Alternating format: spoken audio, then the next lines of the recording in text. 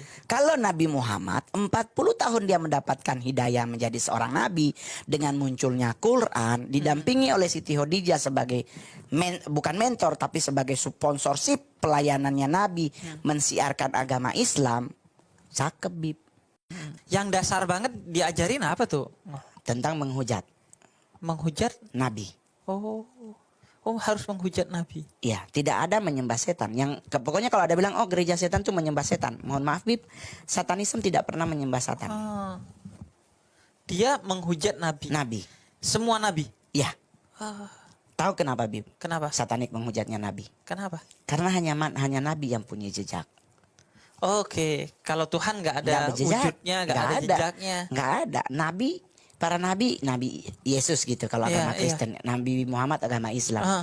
Pasti kan ada jejaknya, pernah kemana, ngapain. Nah, sisi itulah yang kita lakukan penghujatan dengan cara mencari celah untuk umat percaya tidak percaya lagi dengan nabinya. Oke, oh itu strateginya. Strateginya, karena kalau kita nggak percaya lagi dengan nabi, berarti kita udah menjadi bagian dari satanik.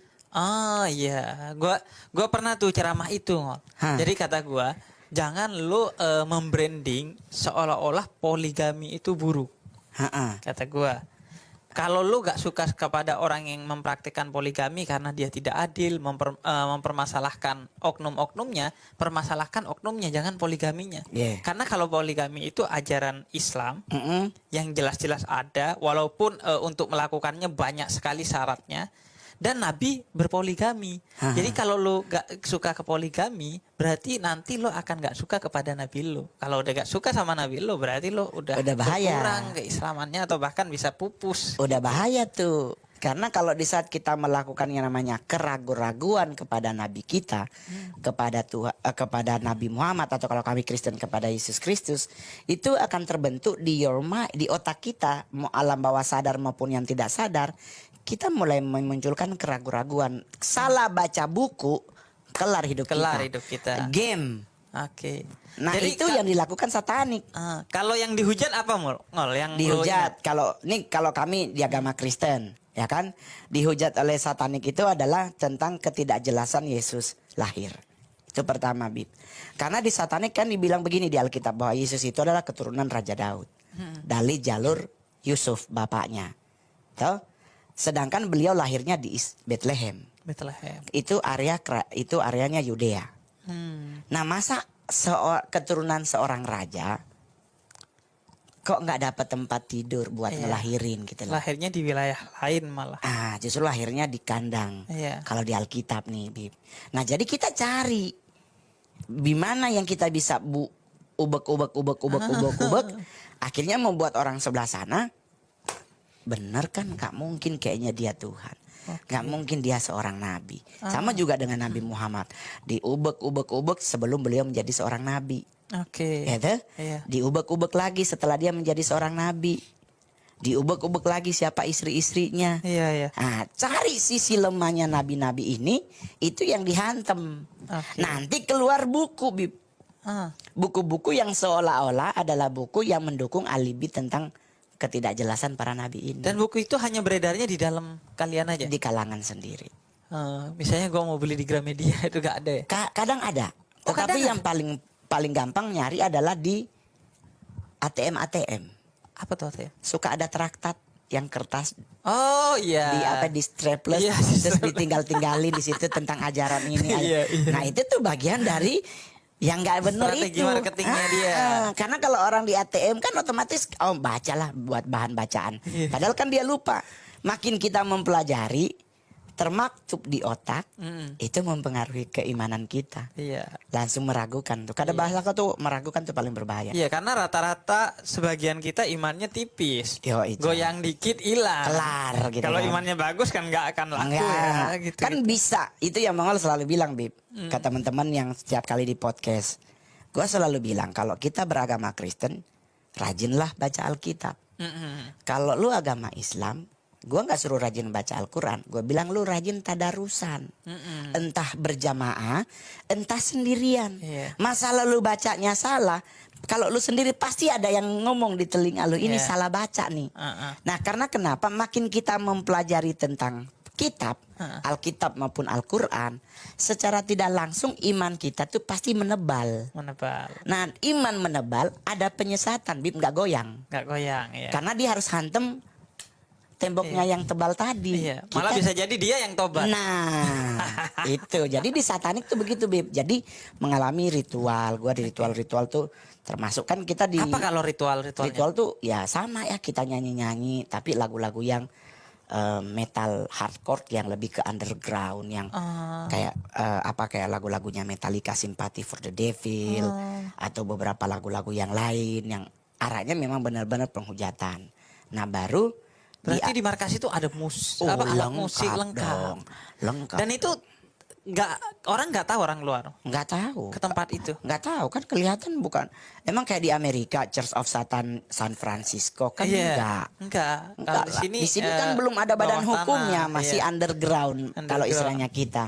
Tapi kan bukan di bawah tanah. Iya, bukan. Gedungnya tetap di atas tanah. Mereka kadang menggunakan ballroom, kadang mereka menggunakan satu rumah dijadiin pangkalan. Itu kan bisa.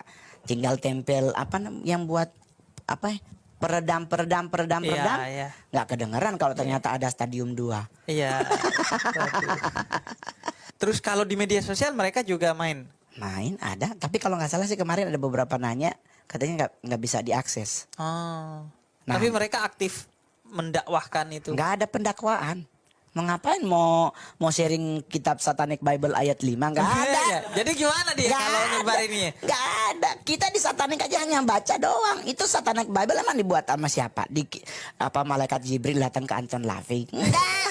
Nggak ada. Malaikat Jibril datang ke Bunda Maria dalam bentuk Kristen namanya Gabriel. Di Islam datang ke Nabi Muhammad namanya Jibril. Emang malaikat Tuhan datang ke Anton LaVey terus bikin Satanic Bible? Nggak ada. Itu hanya tulisannya dia. Tapi diilhami oleh seseorang. Yang dari jalur yang menjadi lawan kebenaran. Si Anton LaVey ini pendiri utamanya. Sebenarnya kan sebelum Anton LaVey udah ada Aleister Crowley. Udah ada sebelum-sebelumnya. Tapi mungkin secara formal Anton LaVey. Berbentuk jadi Church of Satan baru di zaman Eliezer sama Anton. Itu tahun berapa berarti? Gue nggak ngafalin tahun berdirinya, males. Ngapain kita di sekolah nggak ada ulangan umum. Tapi lama banget. Udah lama. Anton LaVey udah meninggal. Udah lama banget, tahun 60-an tuh kalau nggak salah. 60-an, Udah lama banget pokoknya. Kalau ditanya kapan berdirinya gereja setan, kami nggak pernah merayakan ulang tahun gereja. Kirain maulidan. Nggak ada. Hari lahir Lucifer nggak ada. Di Lucifer aja kita nggak tahu ulang tahunnya kapan. Lagian kalau Lucifer ulang tahun dibawain ke ulang tahun, bagaimana dia niup? Iya. Ini kan kalau dia niup celaka semua. Malah makin gede. Ini meninggal gitu.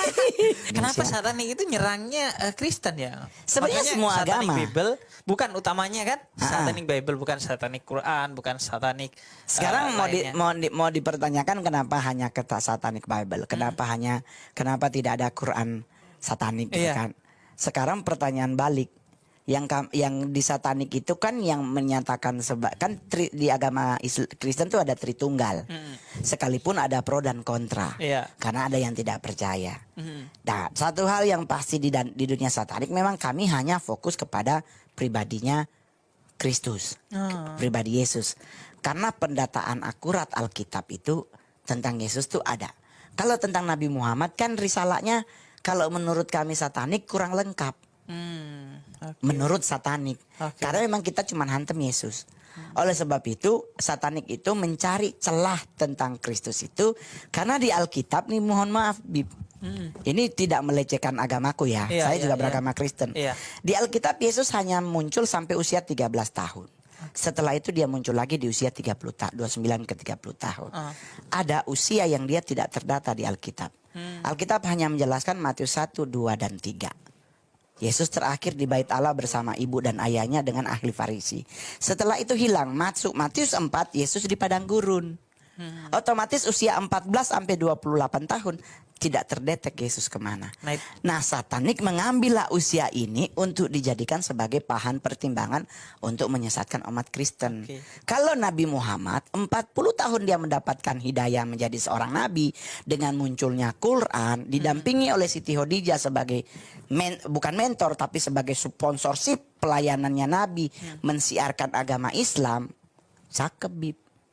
40 tahun Nabi Muhammad tuh sistematis. Iya. Sistematisnya terus nggak ada jeda sampai bisa muncul Idul Adha, semuanya ada pendataannya. Yesus hilang 14 tahun. Kekosongan itu yang biasanya diisi oleh mereka. Dari para nabi hanya Yesus yang kosong di usia 14 until 28 tahun. Nabi Muhammad 40 tahun sampai dia meninggal jejaknya ada. Iya. Ketemu ini. Ngomong-ngomong Mongol fasih lo jelasin Nabi Muhammad, jelasin Quran. Kan gue bilang Al-Fatihah gue hafal. Yusuf gue hafal. Yusuf hafal. Hafal buat cincin.